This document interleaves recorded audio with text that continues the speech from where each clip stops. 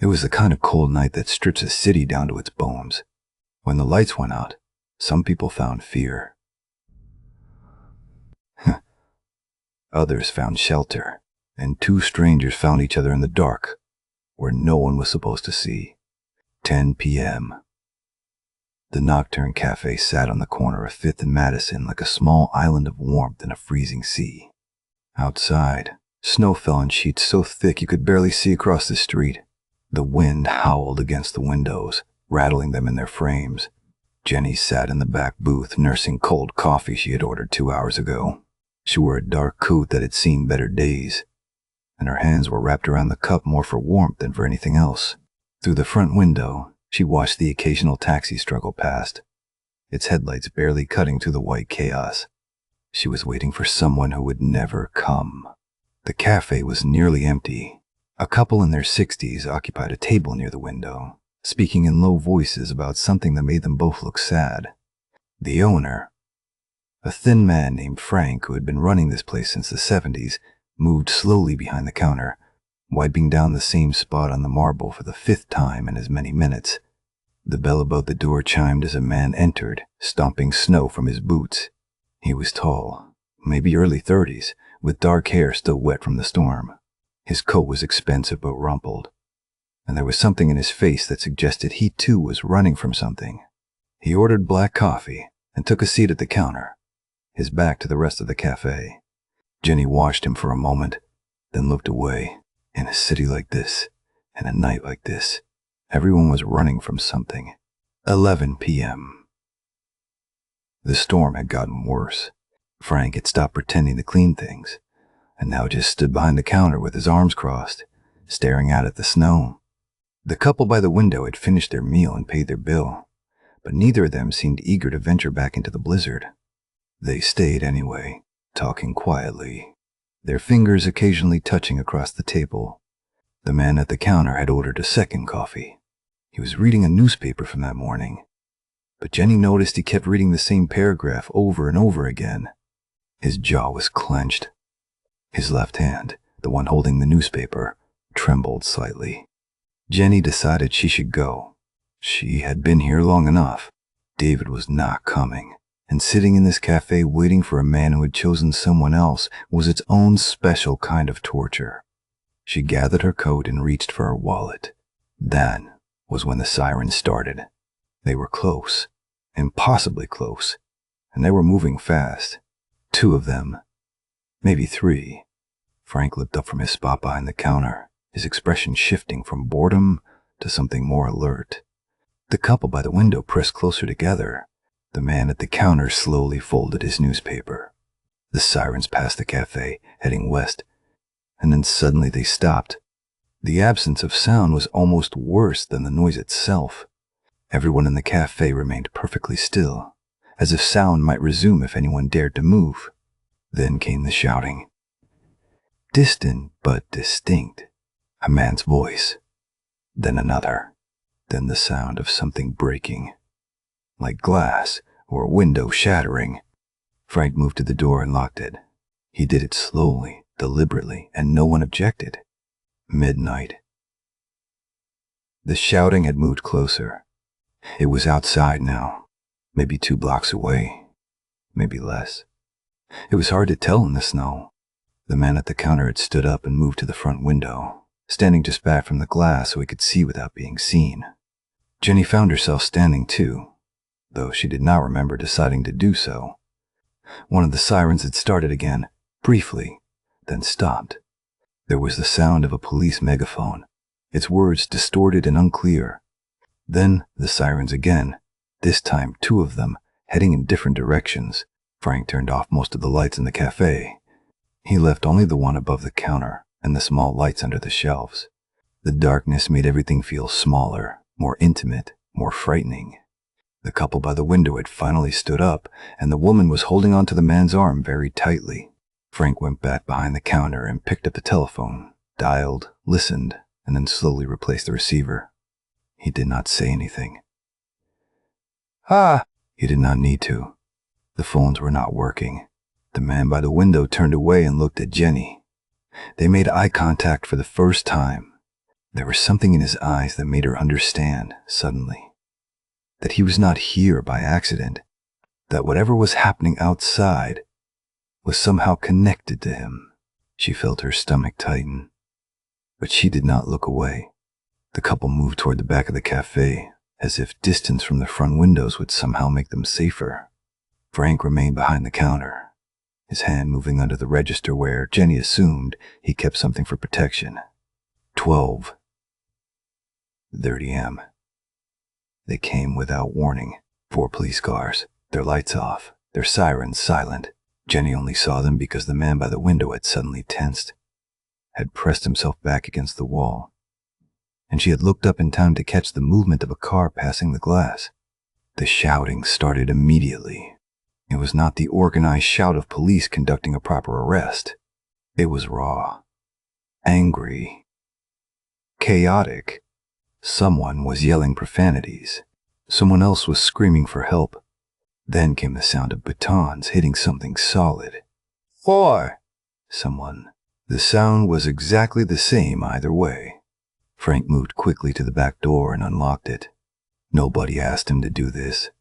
He simply did it, understanding something without being told. He looked at his customers and jerked his head backward. The couple moved immediately. Jenny was frozen. She was watching the front window, watching shapes moving past in the snow. Police uniforms. A figure on the ground. Blood. Dark red against the white snow, already being partially obscured by new flakes. The man at the counter grabbed her arm. His grip was not gentle, but it was not cruel either. It was urgent.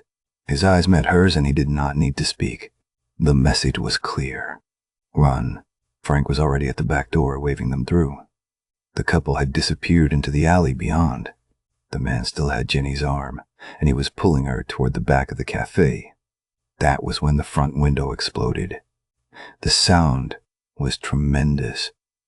A great crashing noise that seemed to fill the entire world. Glass flew inward, scattering across the floor and the tables. The cold rushed in, along with the sound of wind and shouting and the terrible noise of violence. The man did not hesitate. He pulled Jenny toward the back, and Frank pushed them both out into the alley. The door slammed shut behind them. 1 a.m. The alley was chaos and snow and darkness. The couple was already running, the woman's coat flapping behind her like a frightened bird. The man still had Jenny's arm, and they were running too, their feet sliding on the snow and ice beneath their shoes. Behind them, they heard the sound of the cafe door being kicked open, shouting, the noise of pursuit. The alley twisted and turned, leading deeper into the city. Jenny's lungs burned with cold and exertion. She did not know this man. She did not know she could trust him, but he was running in the same direction she needed to go. And that was enough. They ran past dumpsters and loading docks, past windows that glowed with emergency lighting or no lighting at all. The snow was getting thicker. The whole city seemed to be disappearing into white. The couple had turned a corner and vanished. The man pulled Jenny after them, but when they reached the corner, there was no sign of them. Just more alley. Just more snow. He cursed quietly and pulled her in the opposite direction, toward the street. They emerged onto Madison Avenue. The street was almost completely empty. The few cars parked along the curb were being rapidly buried in snow. The traffic lights at the intersection were dark, not unusual in a blackout, but unsettling nonetheless. The man looked both directions, and then he began walking, pulling Jenny along beside him. No longer running. Running would draw attention. Now, they had to look like two people simply trying to get somewhere in a storm. 1:30 a.m. They had walked for 20 minutes without speaking. The cold was becoming unbearable. Jenny's face felt numb. She could no longer feel her toes. The man's grip on her arm had loosened, but she did not pull away. There was a strange comfort in not being alone. The city around them was transforming. The blackout had extinguished the lights that normally made New York into something close to day, even in the middle of the night. Without those lights, without the constant hum of electricity, The city felt ancient somehow. Dangerous, in a way it usually was not. Behind them, they could hear sirens again.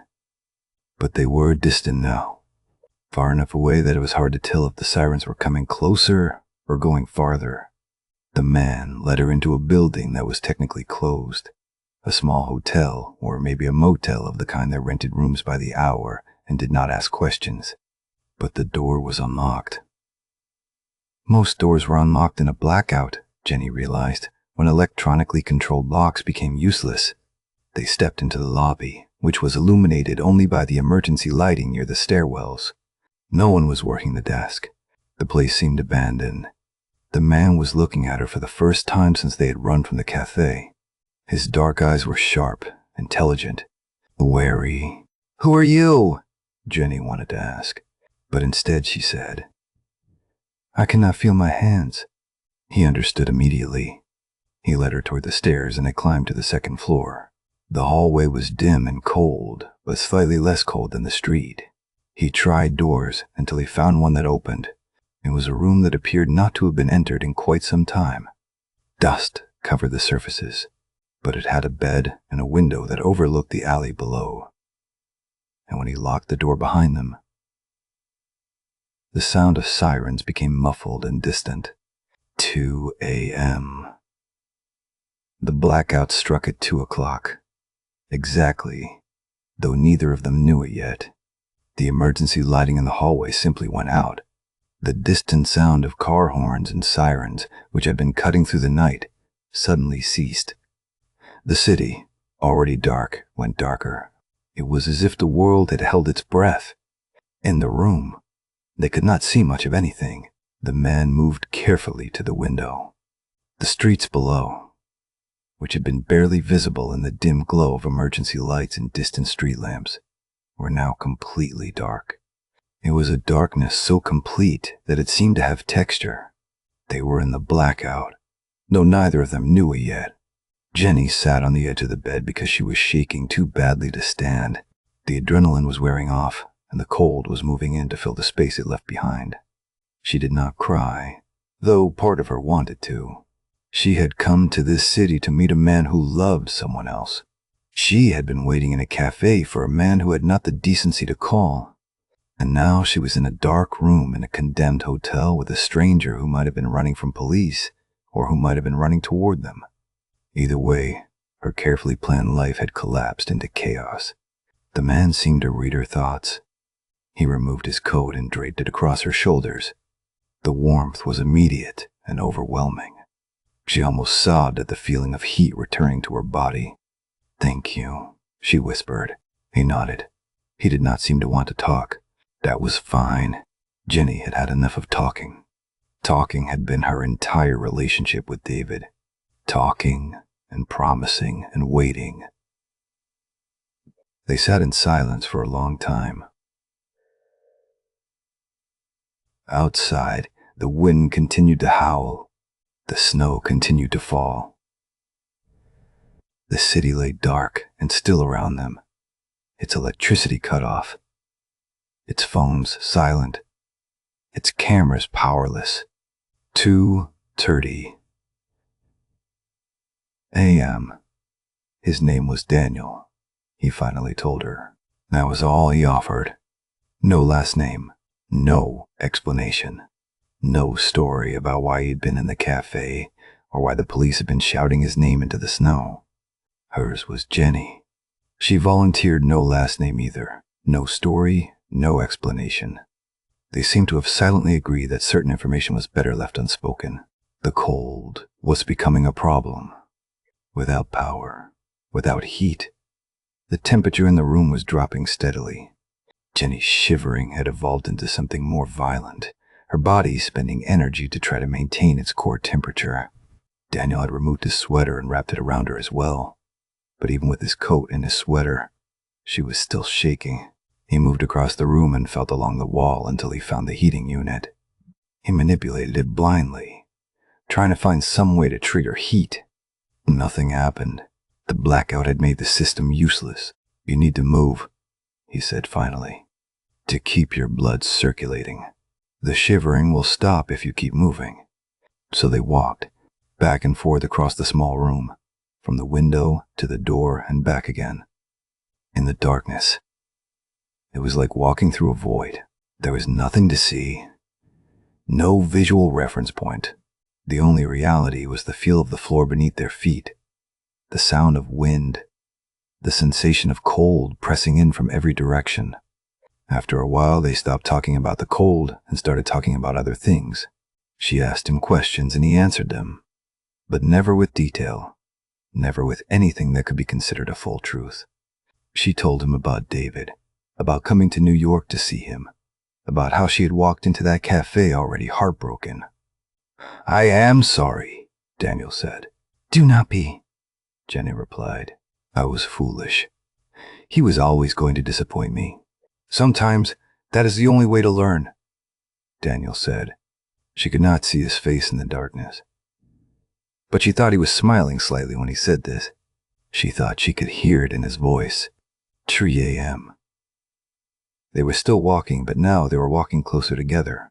The warmth between their bodies was becoming a necessity, something more practical than romantic. Her hand had found his, and they were moving together through the darkness like two people dancing in a blackout. He told her about growing up poor, about a mother who worked 3 jobs, about a brother who had gotten mixed up in something bad. He did not tell her the full story. She understood there was a reason for that, some part of this night that he needed to keep to himself. But what he told her felt true, felt real. She told him about growing up with a father who demanded everything and appreciated nothing, about a mother who had loved her so much that it had been suffocating, about coming to New York to escape a life that was starting to feel like a carefully organized prison. "So you came here to be free," he said. "I came here to be free," she agreed. "Instead, I came here to cry in a cafe and wait for a man who did not care. And perhaps the night is not a complete loss," he said. She did not respond to this. Instead, she stopped walking, and he stopped with her. In the darkness, they stood facing each other, and though she could not see him, she could feel him, the heat of his body, the sound of his breathing, the sense of him being there, being present, being real. When he kissed her, it felt like something that had been inevitable from the moment the front window of the cafe had shattered. It felt like relief and fear and a kind of recognition. It felt like coming home to a place she had never been. 3:30 a.m. They were on the bed, not undressed, but close, very close. YB. Their bodies were wrapped around each other, sharing heat, sharing breath.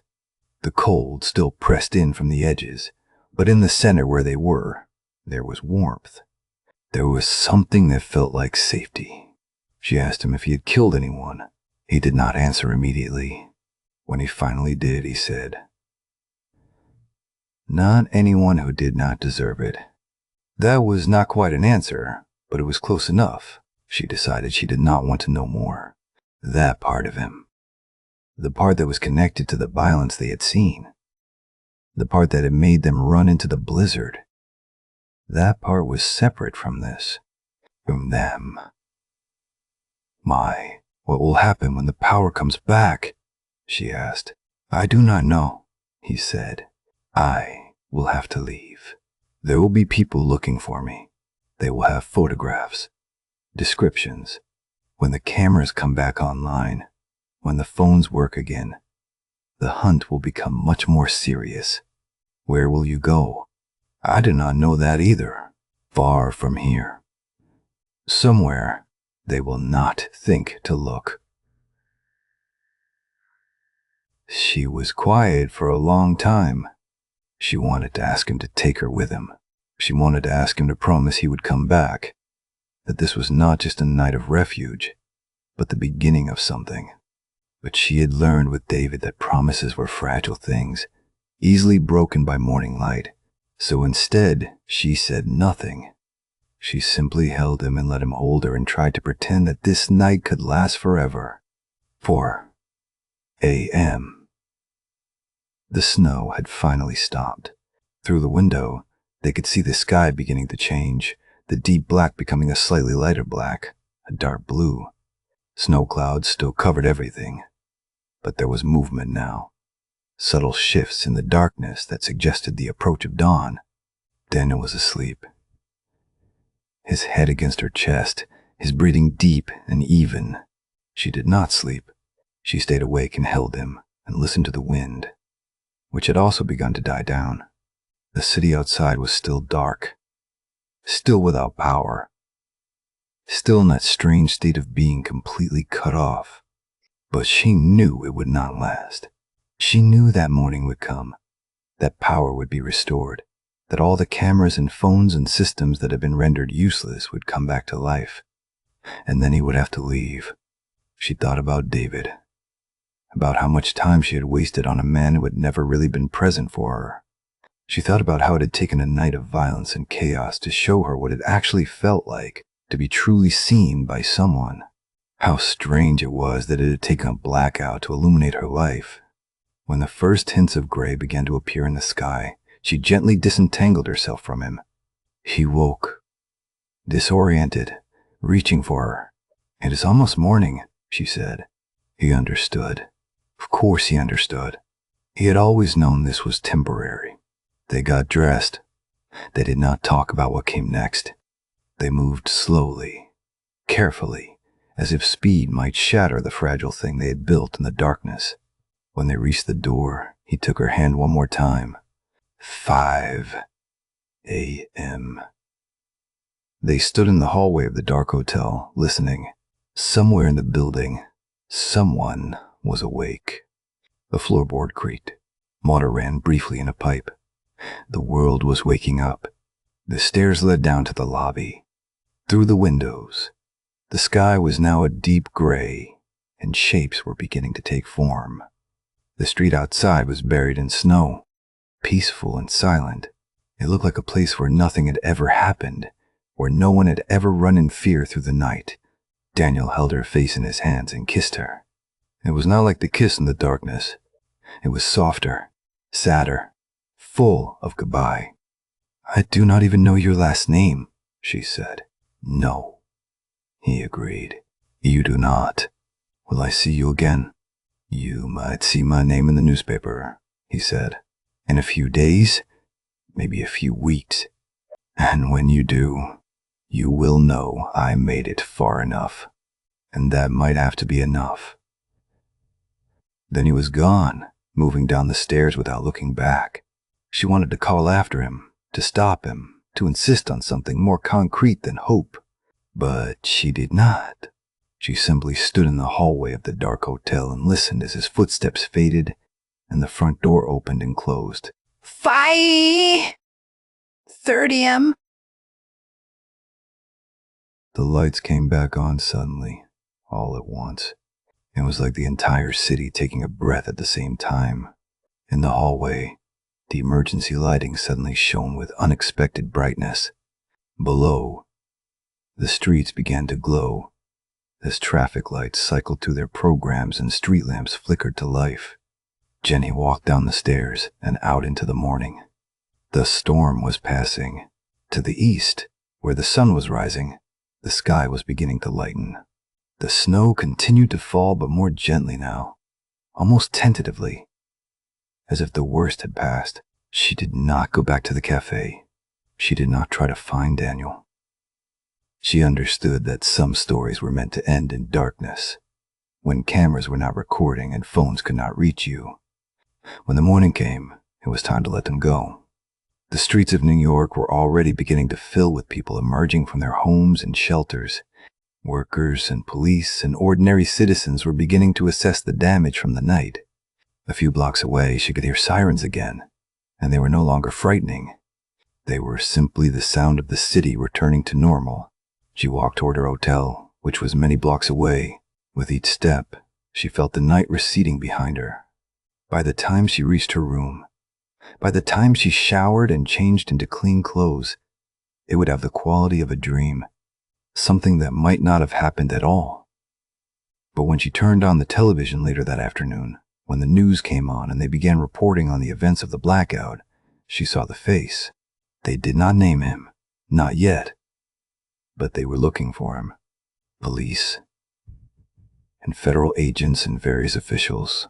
He was wanted for multiple charges: assault, robbery, suspicion of murder. And when she saw his photograph, when she recognized his dark eyes looking back at her from the television screen, she did not turn it off.